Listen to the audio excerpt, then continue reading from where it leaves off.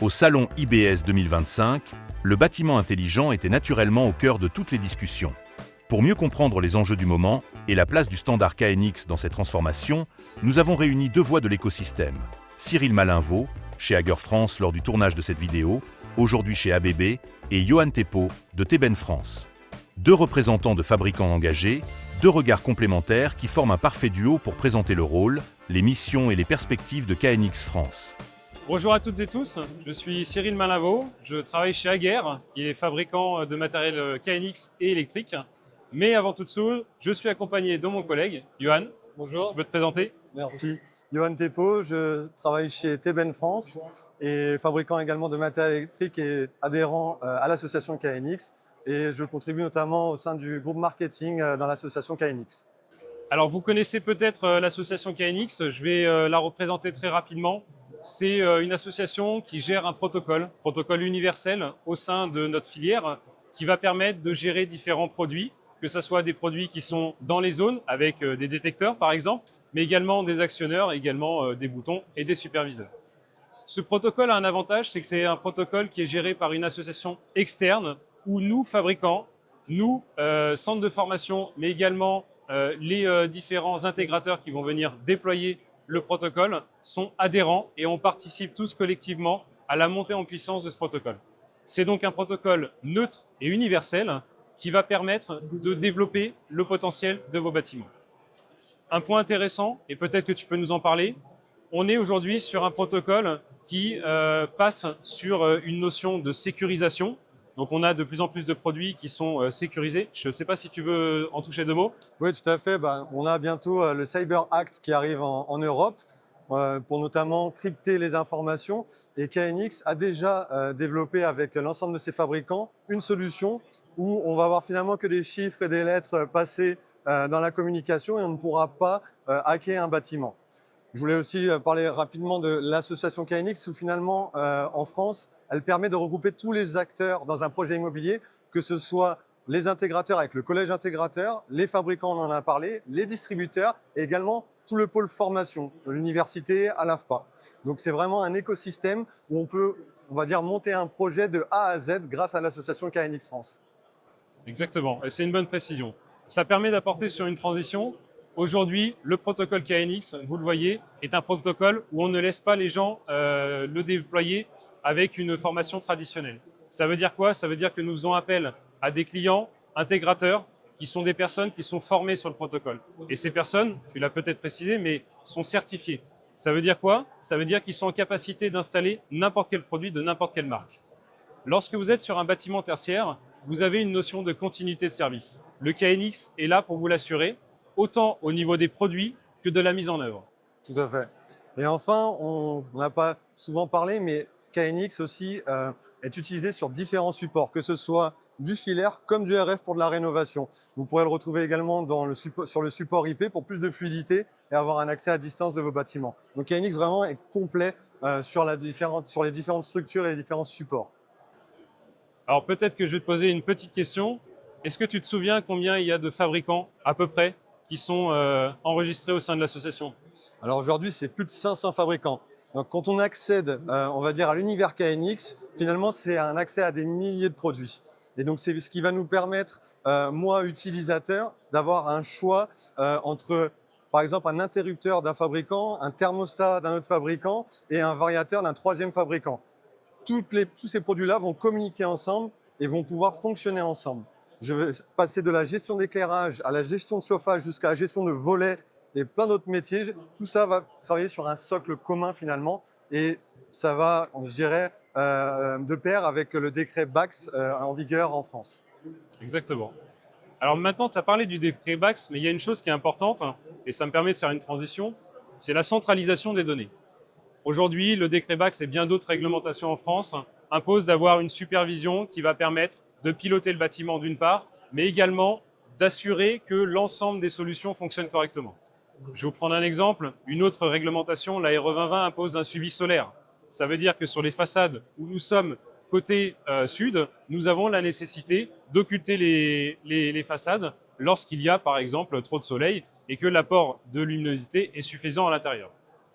La supervision va permettre de mettre en place des règles qui vont mettre en vigueur, en tout cas en lumière ou en exergue, l'ensemble des différents lots. On va retrouver donc un lot éclairage où on se retrouve avec Teben. On va également retrouver un lot qui va être sur la partie acting, sur les ouvrants, par exemple en aguerre. Et puis, on peut retrouver une supervision qui va être en Schneider. Voilà.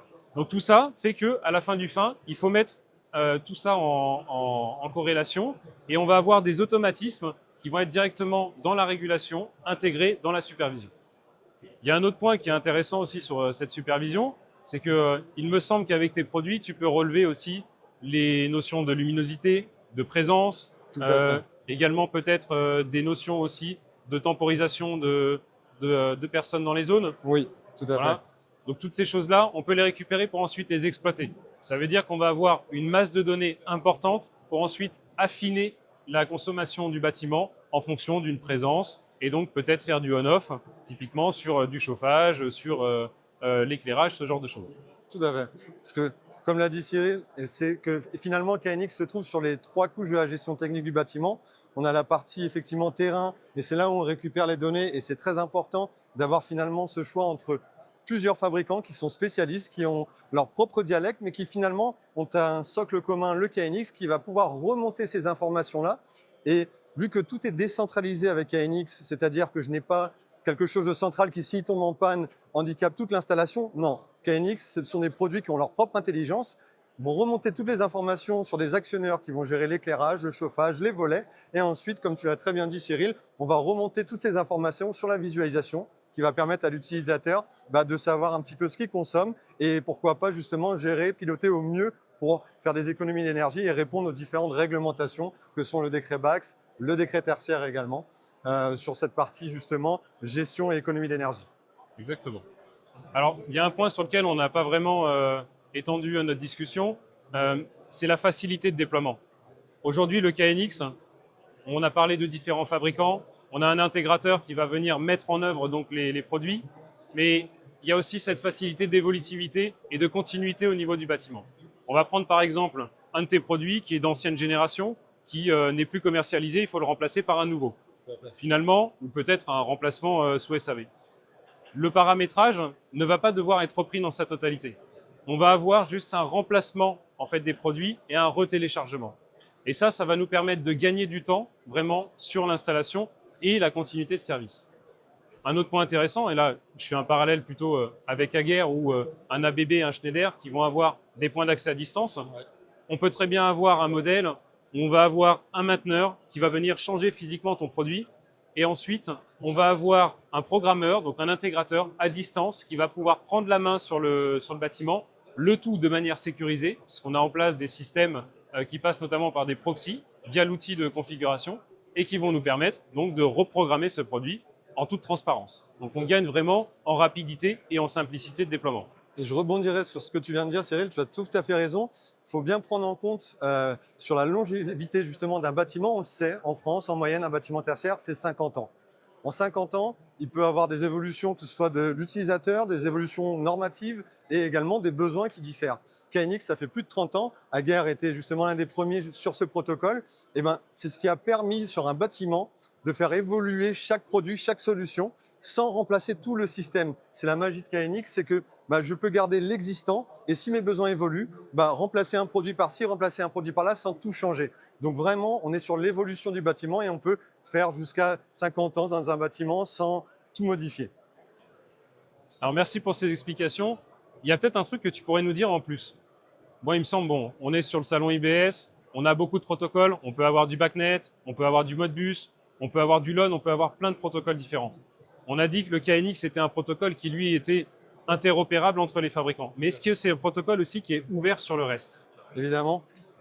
C'est un protocole qui a pour but, effectivement, d'être ouvert en son sein avec les fabricants, avec les produits, mais également, il est conçu pour justement discuter, que ce soit avec du BACnet, avec, on disait, du Modbus, du LONWorks, parce que KNX est également sur la partie IP, et donc c'est un socle commun qui va permettre de discuter avec d'autres protocoles qui sont peut-être un peu plus spécialisés sur le chauffage, ventilation, clim, et d'autres qui sont plus spécialisés sur la remontée d'informations de consommation. KNX, sa vraie force, ça a été pensé par des électriciens, c'est européen, ça c'est important aussi, mais présents sur tous les continents. Sa vraie force, c'est d'être conçu par des électriciens, et donc de pouvoir être déployé partout sur le terrain. Après, remonter les informations pour discuter avec du BACnet, ça peut être très important et effectivement, c'est ouvert sur ces différents protocoles. Okay. Donc c'est ouvert avec des passerelles, mais c'est aussi ouvert depuis les superviseurs. Donc si par exemple vous avez un superviseur qui lui a la possibilité ensuite de se plugger sur une GTB, eh bien en fait le cluster est directement intégré dedans. Aussi, tu peux peut-être nous préciser une chose, c'est que on a des produits qui vont être en filaire, des produits qui vont être en radio. Oui. Donc tu vas peut-être voir où je vais en venir. Le matter, est-ce qu'aujourd'hui le KNX a une interopérabilité avec ces protocoles ?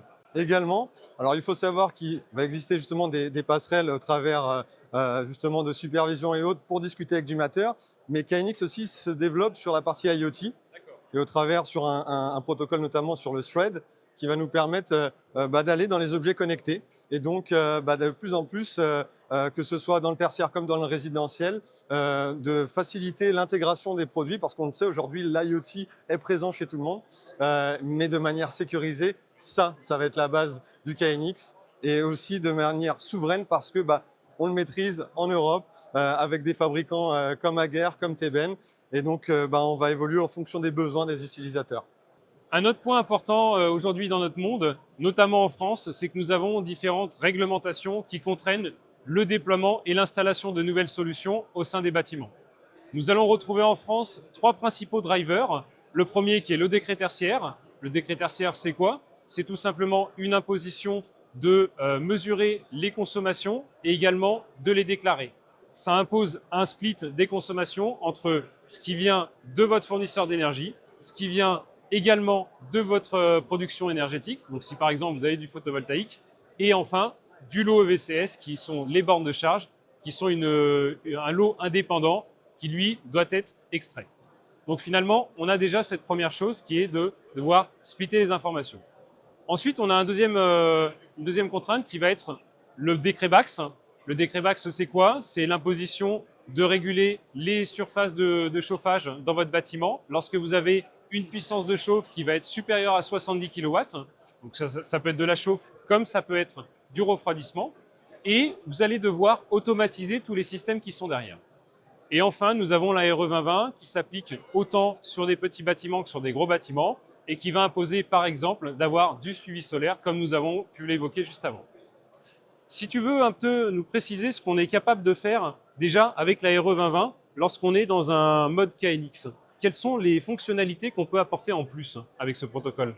Tu l'as dit, la RE 2020, c'est une obligation de résultat principalement orientée pour le neuf, donc tout ce qui sort de terre à peu près. On décline effectivement avec le décret BAX qui est une obligation de résultat et cette obligation de moyens, elle se repose sur quoi ? Sur la norme 52120-1. Cette norme 52120-1, finalement, elle va un petit peu comme on pourrait trouver, on va dire, la partie efficacité énergétique de notre lave-linge ou notre frigo, décrypter ce qu'on doit faire dans un bâtiment pour atteindre le A, qui est le plus efficient, jusqu'à la partie D. Décret BAX, il impose de toute manière d'avoir un minimum qui est le C. Et donc, plus je vais mettre des solutions qui sont liées au KNX, comme par exemple un détecteur de présence qui devient central pour savoir l'occupation en local dans le bâtiment, où se trouve la personne, si elle est là, à ce moment-là, allumer l'éclairage, oui, non, réguler le chauffage, et plus je vais faire des économies d'énergie. Quand il n'y a plus personne, je mets le chauffage en stand-by, j'éteins l'éclairage. Et donc, plus on va être finalement dans la gestion locale, pièce par pièce, et plus on va se rapprocher du A. Ça veut dire économie d'énergie, ça veut dire aussi plus de flexibilité. Et donc, c'est répondre en quelque sorte à quelque chose qui nous est imposé, le décret tertiaire ou la RE 2020. D'accord. Donc, si je traduis un petit peu de manière assez basique, en fait, avec un de tes capteurs, on a la capacité d'adresser le chauffage, l'éclairage, la partie ouvrante, donc avec un seul produit, ça c'est quelque chose d'important. Tout à fait. Et également de répondre en même temps à différentes réglementations, la RE 2020, alors le décret tertiaire peut-être un peu moins, mais par contre le décret BAX également, oui. Et on va pouvoir automatiser la zone. Exactement. Ah ouais, c'est pas mal ça. C'est un peu la magie du KNX, c'est que finalement, comme tous les produits discutent ensemble, le fameux détecteur qui avant gérait uniquement l'éclairage, il est communicant. Et donc, il va pouvoir justement communiquer avec les régulateurs de chez Ager, il va pouvoir communiquer avec des actionneurs de store de chez Schneider. Et donc, prendre cette information et la donner à tout le monde, c'est ce qui permet la flexibilité et de faire beaucoup plus d'économies d'énergie, mais aussi à l'achat. Parce que pour gérer le chauffage en fonction de la détection, avant, j'aurais dû mettre 2 détecteurs, un pour l'éclairage et un pour le chauffage. Maintenant, j'en mets qu'un. Tout à fait. Et en plus, tu peux l'utiliser pour la surveillance. Donc ça, c'est Exactement. parfait. Alors, si on regarde un petit peu plus aussi sur le décret BAX, alors là, c'est du comptage. On va avoir donc des compteurs qui peuvent être sur différents protocoles. Ça peut être du KNX direct, ça peut être du Modbus, avec une passerelle entre les deux. Et on va devoir concaténer ces informations et ensuite adapter en fonction de différentes zones, de différentes situations. Ça peut être la tension, par exemple, sur le réseau, mais également, ça peut être aussi le fait que le bâtiment est déjà à 21 degrés. D'accord ? Il me semble, dans certains produits, notamment de détection de présence, on peut intégrer la sonde. On intègre effectivement cette information. Ouais. Ouais. Donc vous voyez, vraiment, avec un produit, on peut vraiment tout gérer. Et ensuite, on va venir automatiser ces différents pôles pour retrouver à la fin une réponse globale, multifabricant, et qui va être opérée par un intégrateur au niveau de l'ensemble des réglementations qu'on retrouve au sein du marché français. Et si je devais rajouter quelque chose sur le décret BAX, c'est vraiment qu'il est détaillé par lot. Donc, le chauffage, la clim, c'est le plus important. C'est là où on doit faire le plus d'économie d'énergie. Et donc, cette norme, finalement, va décrire le cahier des charges de ce qu'on doit faire pour faire le plus d'économie. Ensuite, il y a la partie éclairage, il y a la partie également ouvrant motorisé et la partie ventilation qui allait avec le chauffage. Donc, c'est décrit lot par lot. Et finalement, qu'est-ce qui rejoint tout ça ? C'est le protocole KNX qui va jouer sur l'ensemble des lots. Qui vient unifier les différents lots. Tout à fait. Très bien. J'espère que vous avez suffisamment de précision, en tout cas là-dessus. Si vous avez plus de détails sur certains chantiers qui sont nécessaires, n'hésitez pas à nous contacter.